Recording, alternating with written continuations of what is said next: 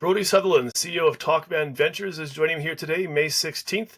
Tocvan, their flagship Pilar project in Sonora, Mexico, is a gold and silver project. Brodie and his team have a smart and I would say ambitious plan to telescope the path to production. With that in mind, they've done their MET testing that has been completed. They've already got a doorway bar poured, other recent news, land package has recently been significantly expanded to, I think, 20 square kilometers. And again, maybe most excitingly in the short term here, that drilling has, finally and excitingly recommenced with initial results that are freshly out. And I think that'll be the core of our conversation here, Brodie. I've got a couple other questions I'll swing your way, but yeah, thanks for coming on the show. And how are you? Yeah, good, Matthew. Yeah, good to see you again, and thanks for having me. So, we'll dive right into it. You can see I've got a little bit of a visual up here that will help us with this conversation. Like I say, the core of this conversation, I want to engage with drill results, drill campaign, what's to come, what we can expect, what's exciting to come out of it. But your headline number, right? You just released results from 5 holes here just a few days ago. The headline number was 56.4 meters of 1 gram per ton at your 4T zone.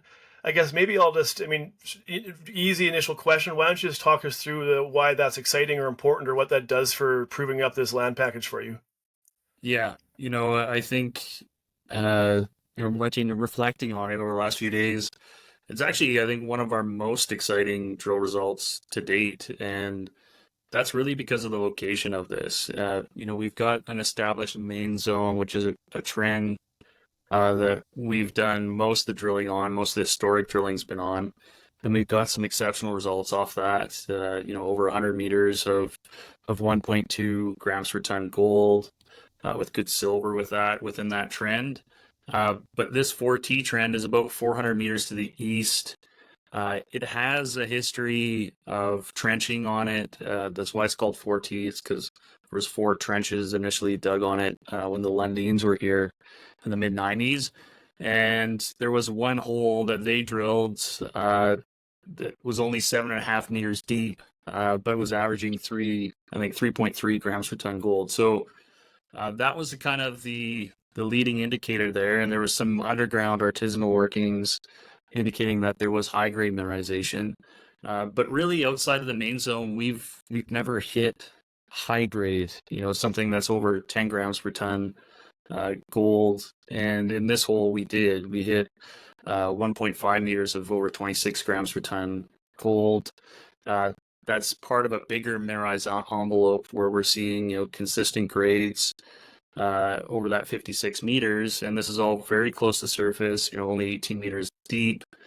It projects right to surface where those trenches are.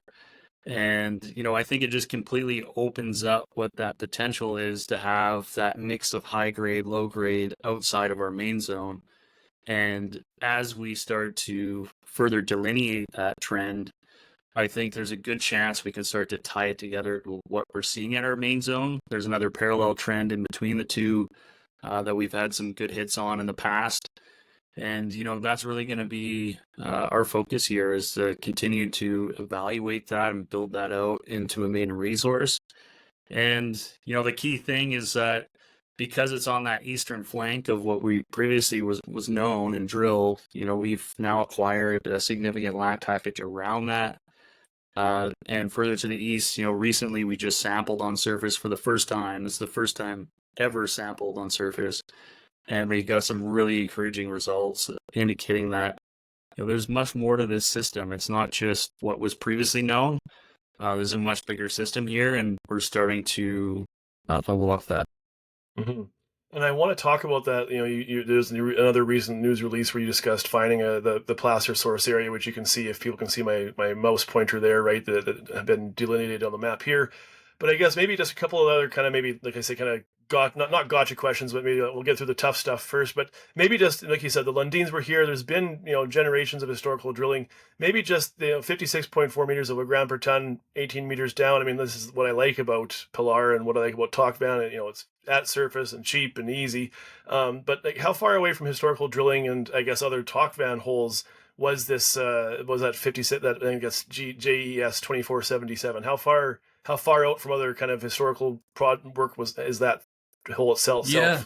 Historically, there was a collection of holes around that four trench area that were angled and kind of, now we can see we're kind of angled away from mineralization. So I think that was kind of key in looking back at this and trying to reevaluate and target. So that was part of it. We had drilled on this trend in 2021, 300 meters away from this to the northwest. We drilled 15 meters of 1.1 grams per ton gold, which is another good indication. There was previously no drilling in that area. So, I think it's really starting to show that there's something of significance here. And you got to look back at the main zone. I mean, there's been a significant amount of drilling completed there. Really, in comparison, 4T has barely been touched. And so I think that really helps open it up. And, you got to look back when the Lundins were here, they were really focused on high-grade mineralization, which is present at Pilar. But, when gold's $380 an ounce in the mid-90s, you need a lot of that high grade. And so the bulk tonnage low grade concept didn't really work for them at that time. So, after them, it was held by really prospectors who were trying to evaluate the potential and, dress it up for a sale to an exploration company. And, I think their timing was off. And, when we came across Pilar, we just kind of reevaluated it, kind of brushed it off, and, instantly had some success with it. And, I think it's about the bigger picture and how we tie this into a bigger mineralized system, test that. And the placer mining, I think, really, leads us in that direction. Mm-hmm. And we'll get to placer in a second here. I just wanted to, there's, again, cheap, right? I mean, I think it's about $170 Canadian a hole. If I'm way off, you can correct me on that. But so I mean, very cheap. You're doing RC, 10,000 meter programming. That's that's going to be Swiss cheese, right? You can drill the crap out of something with 10,000 meters at 100-meter holes, right? So that's a heck of a lot of results. With that in mind, I mean, of course, there's always, elimination drilling, and not every hole is going to be the best hole of your campaign, obviously, right? But I mean, so with that news release that just came out, he said I think there were 15 that had been, in the lab, and then there was so or so, and then the implication being that I think there were 3 or 4 holes that had, NSIs, no significant intercepts. Do you mind just kind of talking through where they were and what happened there that resulted in those ones? Yeah, so there's 3 holes. They're on the south, eastern extent of these mineralized trends, and had the kind of little black dots in the map that you have up there in the center. But, these are exploration holes. You don't hit 100% of your holes. I mean, if we did, I'd be a happy man. But the reality is that when you're drilling, it's more likely you're hitting on 20 to 30% of your holes, especially on the exploration side. And we have to look at that as where does it lead us? And because we drilled these holes and they didn't have significant mineralization, doesn't mean that there's no mineralization to the southeast. It means we just have to go back and evaluate and see where it leads us. And, the key thing is that all of these holes had alteration, had structure, had veining, all these indications that you're, very close to more significant mineralization. And we just have to use that information to guide us on where we want to step, whether more if we're south of that or test down dip and continue to evaluate. So that's part of exploration, is that, it takes time to get onto new targets, but it's all part of the process. So it's something that we'll continue to do. At the same time, it's stepping out from no mineralization and new hits like we've put out recently, and continue to expand from there. Well, maybe I will ask you about, so again, big part of the story is recently you've expanded your land package significantly from a little kind of postage stamp where maybe not enough land to have actually built a land on, and now significantly more land, as you can see, right? I mean, a large area. And so I guess maybe part of this is that you've identified now, as you say, on this right-hand map, the placer source area. Can you just walk through, I mean, what's your evidence for that? Obviously, there's higher grade as you demonstrated, but I mean, don't mind getting a little technical here for people to maybe follow up with their own due diligence, but, what's your evidence in support of the fact that you think you found the source for all this placer and placer mining? Yeah, I mean, it's in the geology, and that's the biggest part. And so we've spent a few weeks really initially mapping and sampling, and that's what these samples are from. Is only from a few weeks of initial work. Uh, but that placer source, it's clearly it's coming from the areas we've outlined there, and where you see the colored dots from the samples. Very clear that it's coming from that valley. Very clear structure, painting, alteration, all that look very similar to Pilar. I think that's where we have the benefit of spending the last few years at Pilar and getting our eyes into the geology there. Pretty quick when you're onto something similar, and so we can see it right in the geology. There's also some historic workings, underground shafts in the area that again, we see at Pilar, and that indicate that there's higher grade mineralization. So, we have no doubt that this is what's, the source area for that placer development. As we move south of that, you're actually going to a different drainage. So, these are telling us that, those veins, those structures do continue into this area further to the south. And, I think those are just going to open up the resource potential as well. And, it's really important to note that, again, this was the first, kind of first pass sampling in the area. To get these kind of results that quickly, I think is exceptional. And I think tells you that there's much more there to uncover. So it's got us excited. And then as you move further to the east of this whole area, you've got another valley that's completely untested. There is placer development. You can see on the northern end of that map. At the top there, and so we know that there's something shedding in that valley as well, and that's completely untested, and we haven't done any sampling there yet. So there's a large scale component to this, and then we've got obviously a bigger land package further to the north. You can see on your map on the left that's got some excellent targets on it as well. So the upside for exploration here is immense, but it's about obviously sticking to our path of getting towards production quickly. And then, we can continue to evaluate these as we go, but we'll have no shortage of targets to go after. Well, I think I want to touch on that, but maybe just to say kind of a quick question and answer here is just a kind of a moment in time, little snapshot here. But again, May 16th, how many holes have you drilled right now in your program? Yeah, so this week we paused the drill to, give our guys a break. We've only got the drill company we're using only has one crew, so we're giving them a week to kind of sit back and relax a bit as we get these results in, and then we can kind of make fine tune our next round of drilling around that if there's anything key we want to follow up on. So we plan to be back drilling next week. To date, we've got the 15 holes drilled over 1,800 meters. We'll keep drilling into late June and see where we're at in terms of total meterage and holes drilled. And then see what the weather's doing, if it's holding out. Obviously, we're coming into the hot summer in Sonora, so things tend to slow down during early July, August, as it gets up to 50 degrees Celsius down there. But we'll see where we're at from there. And our goal this year is to drill at a minimum 7,000 meters to put into our maiden resource estimate at Pilar.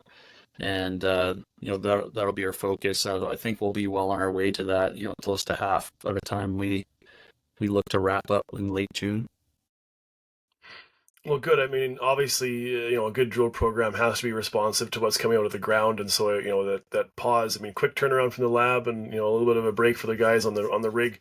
I guess maybe the natural follow-up question is, knowing, of course, that any drill program is fluid in the fact that, you will, targets will develop as results develop. But, I mean, are there areas that are, drill target ready that you want to hit? Like, is this, that this new vein field here, I mean, are we going to see that get drilled out a bit? Or do you mind just kind of walking through on the map here a little bit, targets where you're going to be putting more holes?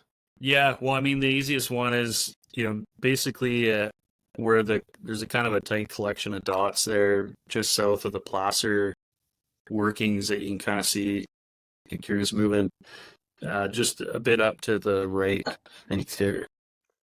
Right Yeah, here? right in there. So we have now road access to that, which previously didn't exist, and it exists because of the plasterwork development. So uh, that I think is going to be our first kind of priority area that we'll look at. There's some work that we want to do before we drill it. We're looking at some magnetics, some geophysics to kind of help identify the structures there. And we'll use that information to kind of further hone in and target. But our expectation is, we've got a lot to do around Pilar today.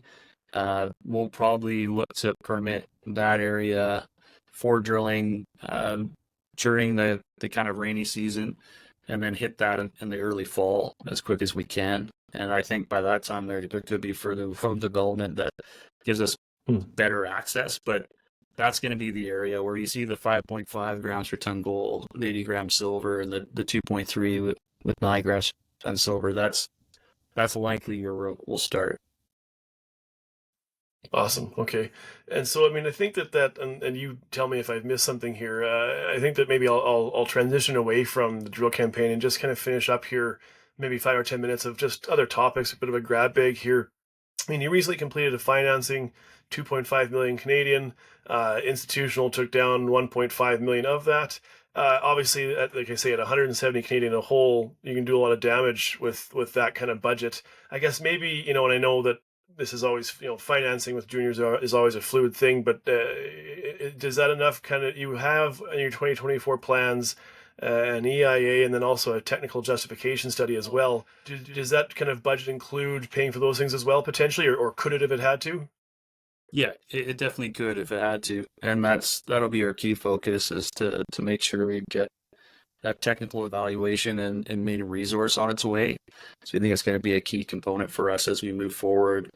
The drill costs, $170 Canadian per meter.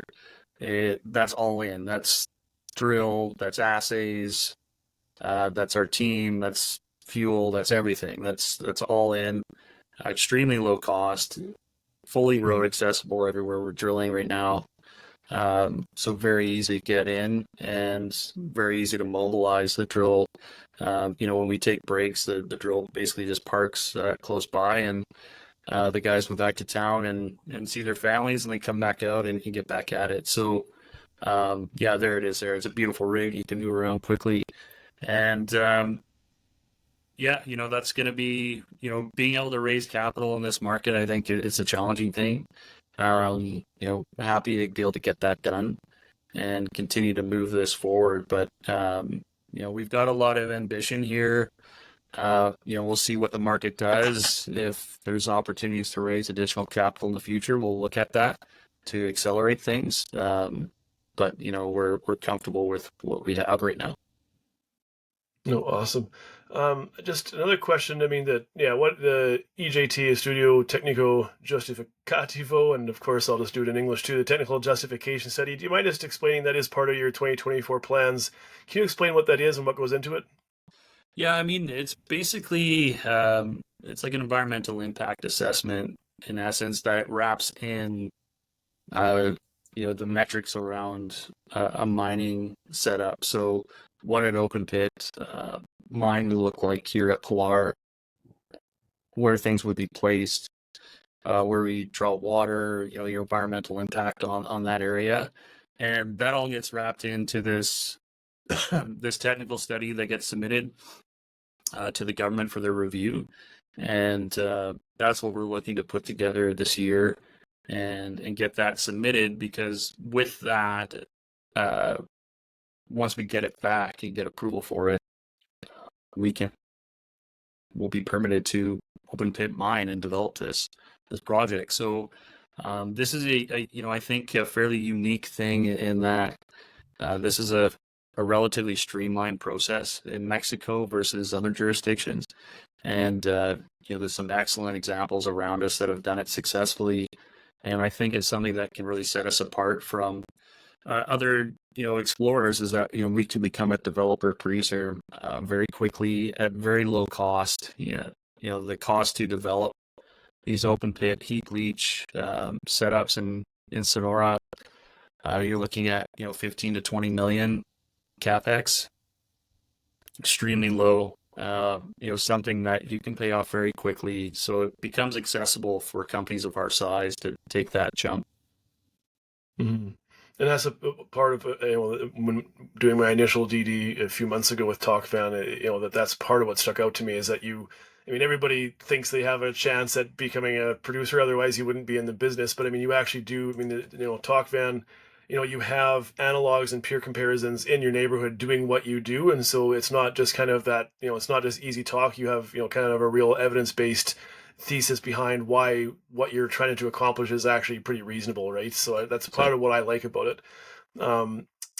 Maybe just two more questions here, right? And I'll leave it to you after that to kind of do the sign off. But met work recovery, no new results on this that I know of, and maybe I don't, right? But for me, it's just impressive for me, right? I'll just run through, and I'm not going to hit every percentage. I skipped the silver recoveries, right? Just kind of really simple sort of overview here.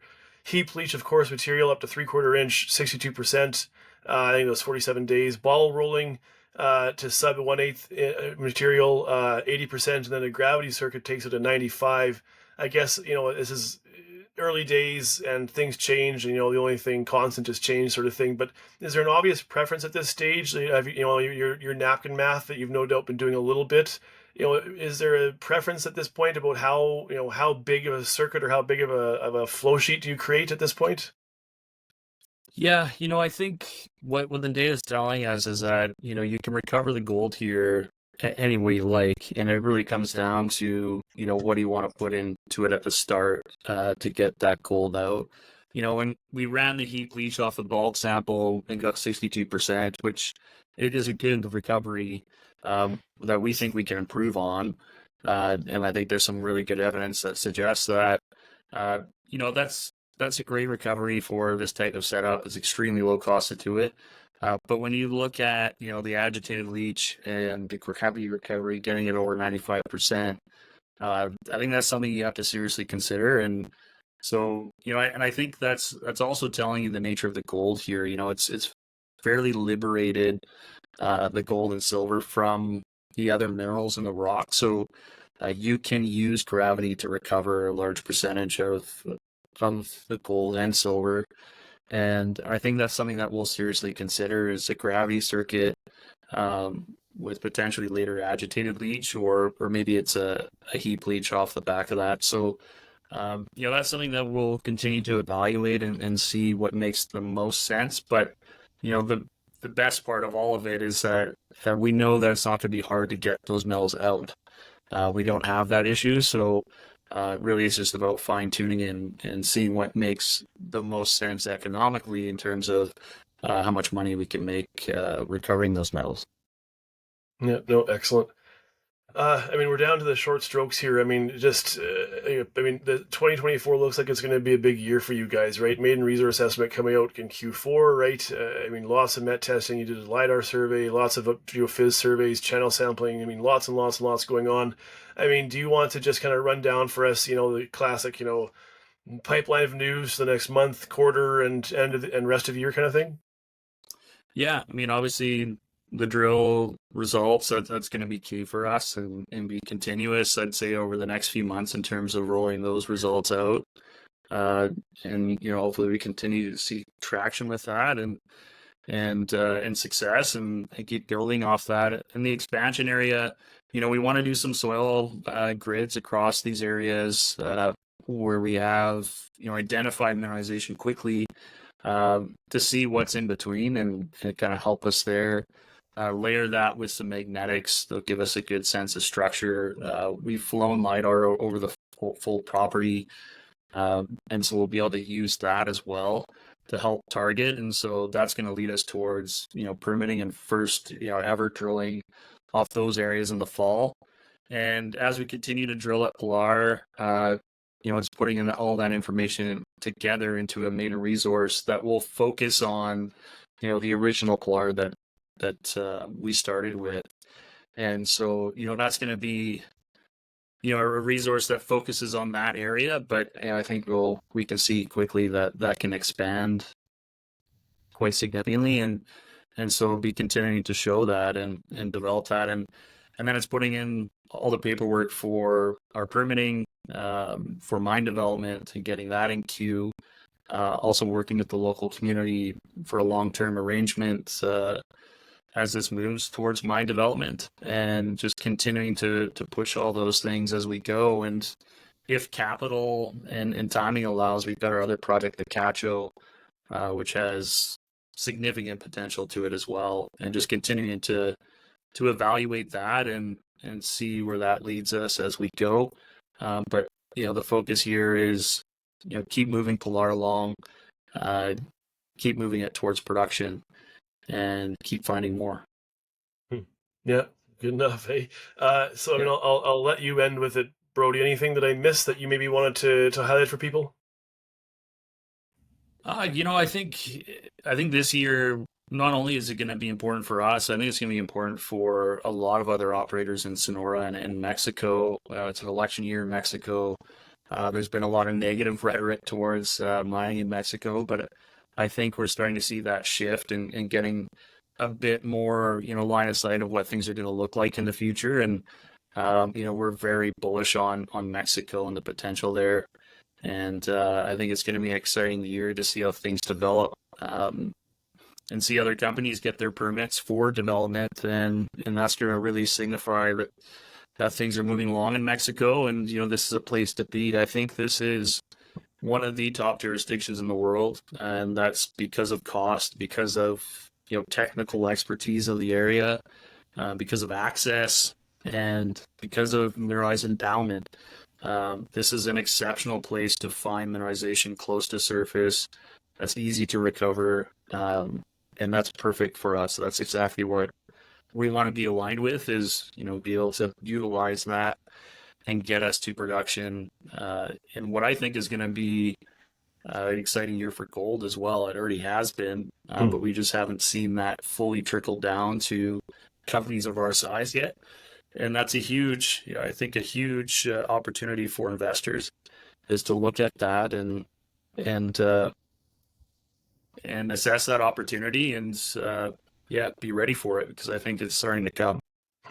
No, well said. And maybe, you know what, Brodie, I won't tack on to this one, because I feel like we've kind of reached a natural ending here. But maybe, if that's all right, just for people listening, I might throw you a few written Q&A, because that jurisdictional thing with AMLO and the election and open pits, I think there was reason to be concerned, but I think also that based on my research, that it's maybe not much to do about nothing, but there's a lot of reason, like you kind of referenced, for optimism. So maybe I'll ask this in writing for a little bit of additional detail for me to throw into the companion article on this. But otherwise, I think that, Brodie Sutherland, CEO of Tocvan Ventures, that's toc.cn.